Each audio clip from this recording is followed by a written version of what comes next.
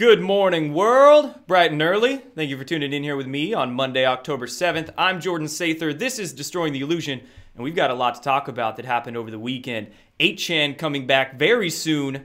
A FISA IG report dropping within a couple weeks. We've got this Ukrainian situation just blowing up, getting exposed by the day, and UFOs being pushed in the mainstream media too. So, a lot to chat about here. Let's go ahead and just get right to it. First of all, word from a sponsor, that is NOBLEGOLD. NOBLEGOLD Investments, they basically help you make money with metal, gold, silver, palladium. You can invest in it. You can also buy physical silver and gold as well. So they just came out with their second edition of the commemorative Donald Trump coin, TrumpCoin2020.com. You can check it out here. Looks good. They're getting better and better with each one they come out with. And you can get $5 off 2 or more with a promo code that'll be down below if you want to get some silver gold to have on hand, have it be a commemorative coin as well that looks awesome, commemorates the president himself. So check them out, links below. Now let's get into the second whistleblower that's coming out. Let me get some finger quotes in frame. Whistleblower. They're not even technically whistleblowers, and they're not really blowing the whistle on anything. They said the first one was a CIA officer who turned out to be very politically biased. And then they were changing all the rules of how to file the complaint forms when this guy, and then they found what Adam Schiff staffer was talking to the guy. So just all sorts of stuff exposing that one. Now they got a second one. It looks like they're trying to package up and roll out to the public. What, another robot, another patsy, whatever they're doing with these guys. And get this, this second member of the intelligence community who's being reported on by the New York Times is going to blow the whistle. He has the same lawyer as the first guy. Same damn lawyer. He also interviewed with the Inspector General of the intelligence community, Michael Atkinson. You know, I keep seeing that guy's name pop up here and there, Michael Atkinson. I don't know whether that guy's allegiance is to himself or the greater cause, but this whole Ukrainian nonsense, you know, the mainstream media, they're running articles, trying to frame the narratives and get ahead of the stories and do all this stuff to, you know, prop up that illusion, point the finger at Trump, make it look like it's all his fault and not Biden's. We've got the puppets themselves, like Biden, being rolled around to different events. Hillary Clinton doing interviews and late night talk shows, all trying to frame that narrative, project, point the finger at Trump. And we've got Mitt Romney, one of those puppets who I want to talk about here for a quick minute. Mitt Romney tweeted over the weekend, by all appearances, the president's brazen and unprecedented appeal to China and to Ukraine to investigate Joe Biden is wrong and appalling. Oh, Mitt Romney, man. Funny about that guy. He's still in on the swamp and trying to be rolled out into the public domain. You know, when I was first waking up around like 2011, 2012, that was around the time of that presidential election. And I remember digging into Mitt Romney, and he was like one of the first political puppets that I started really seeing the true colors of. And his true colors, you know, still showing years later. You want to know why he tweeted this over the weekend? Why Mitt Romney is trying to cover for Joe Biden and attack President Trump? I'll tell you why. Because Mitt Romney, one of his advisors, maybe we could even say his top advisor, is a man by the name of Joseph Cofer Black. There he is right there. Goes by the name Cofer Black sometimes. Mitt Romney's top advisor was also on the board of directors at Burisma, that Ukrainian energy company that Joe Biden's son, Hunter Biden, worked at. Only like 2 degrees of separation truly between these people. 2 or 3. That's all you need. And the tangle threads, the webs that they all weave, it's very easy to just follow the connections, guys. Follow the connections. Top Romney advisor worked on the BOD, board of directors, at Burisma. So no wonder. That's why Mitt Romney's sounding the alarm right now. Those who speak the loudest, as we've heard. And you want to know why John Brennan is supporting Mitt Romney in his attacks on President Trump? Well, because Mr. Cofer Black here was also ex-CIA official. Ex-CIA. We know there's no such thing as ex-agency. So they're all friends, man. They're all friends just covering for each other. And good news, though, is the top Ukrainian prosecutor over there is reopening the case into Burisma, into that energy company Hunter Biden helped run, where Mitt Romney's top advisor was also helping run. So as we see, they're all just scared shitless that it's about to hit the fan and that house of cards is going to collapse on all of them. So a lot of good news happening there. And more good news is that the DOJ Inspector General report on FISA abuse to be dropped within 2 weeks, as we're hearing. So we'll see if and when that happens. But Lindsey Graham was saying it on Fox News, mentioning that within 2 weeks we'll find out some things. So we'll see what we find out. We'll see what we find out. A lot of different sides of that house of cards is tumbling right now. So the next few weeks should be very big, folks. Very, very big. And you can bet that a lot of information will come out exposing a lot of these deep state puppets, exposing the corrupt systems. Their counter propaganda is going to be on overdrive. So, be careful of that. Be careful of the mainstream propaganda, the shills and controlled ops and psyops that go on in the deeper truth communities, the alternative media, whatever you want to call it. Be careful of all that. And also, false flag alert. I just think it's good to make that known, be aware, see something, say something as things continue to heat up. We know how sick these people really are and the lengths they'll go to protect themselves and distract and divert people away from information that exposes them. So there's all of that. Let's move on to news on 8chan, okay? And some good news there. 8chan could be coming back very soon. By very soon, I'm thinking maybe days away. If not within a week or two at most, hopefully. But Ron, admin of 8chan, aka Code Monkey here, tweeting early yesterday morning, after a few weeks of building new groundwork to better protect privacy security, we are now in the final stretches, he's saying, final stretches. So we get that tweet from Code Monkey. We also got a tweet from 8chan themselves, and they tweeted this 30-second clip of an edited graphic that shows the name 8kun. Kun, if I'm getting that right, 8kun. So 8chan might come back rebranded with a new name, new platform. We'll see.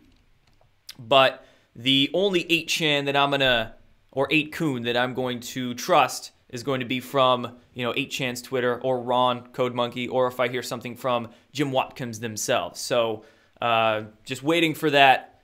I'm personally not really using any outside platforms. There's no other 8chan. There's no other source of, say, intel the same as Q right now because there's only one platform, no outside comms, as we've heard there. So good news on 8chan. Waiting for that. And then a couple other things on Q, and we'll get to the UFO stuff. So Q made an appearance at some South Korean anti-government protests over the weekend worldwide. Beautiful to see worldwide, and it's not dying. How incredible is that 2 months after 8chan's gone down and no Q posts we've had, that it's still spreading. It's still spreading. The passion, the information, the knowledge, the Great Awakening, still going around. So it's good stuff. And since it's still spreading and it's still going around, that's why the mainstream media right now, they are still running their hit pieces, man. Still running their hit pieces. Ask yourself, why would the mainstream media be devoting so many resources, writing so many articles if this was fake? And why would they still be doing it now 2 months after our last Q drop, with 8chan being down as well, if Q is going to stay away? I mean, they're still chomping at the bit here. Check this out. What the Guardian did over the weekend is we could say doxed. They tried as hard as they can to not share, say, a name or personal address or any personal information. So they tried as hard as they could to keep it legal. So it's not legally doxing, but with all intents and purposes, this was basically doxing. They say, revealed, the QAnon conspiracy theorist who is friends with Australian Prime Minister Scott Morrison. QAnon figure burns spy on Twitter, whose wife works on the Prime Minister's staff, has propagated bizarre theories about Alexander Downer, Julie Bishop, Q, etc., etc. They just go into this long story trying to put out their illusions, their narratives about Q, the false narratives, and then try to burn spy. Basically, this is burn spy. Here's his Twitter handle. Calls himself Burn Notice on Twitter. This is funny. I used to love that show. Burn Notice. And there's Michael Weston as his profile photo. But Burn Spy, he's been queued before. He's been putting out a lot of great information on Twitter. Been doing so for quite a while now. And how sick these mainstream media, God, shitheads, we'll call them.